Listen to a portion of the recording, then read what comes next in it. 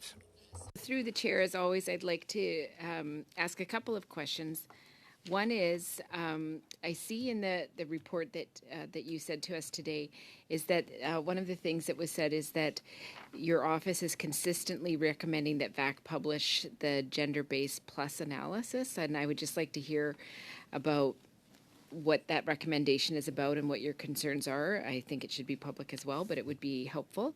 And then the second part, you talked about the satisfaction surveys, lumping together spouses, widows, and women veterans. And I'm just wondering if you could comment on what concerns you about that process in VAC.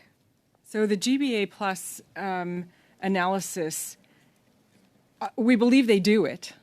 We just don't know how well it's done. If they published it, we could look at it. It would be transparent. And women veterans could see that.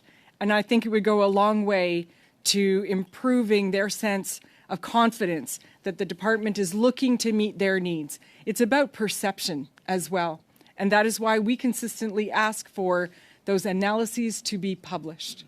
The second part of your question was with respect to that survey, for example.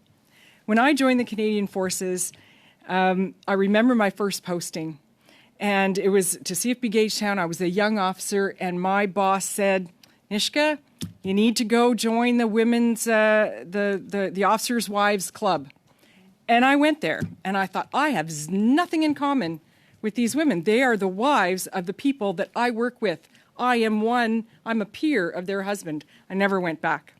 I can't believe that today, 40 years later, the survey that VAC does for their clients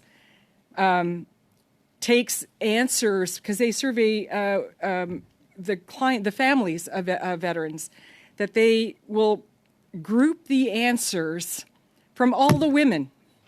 If you're a spouse or a widow or you're a woman veteran, you just get lumped together.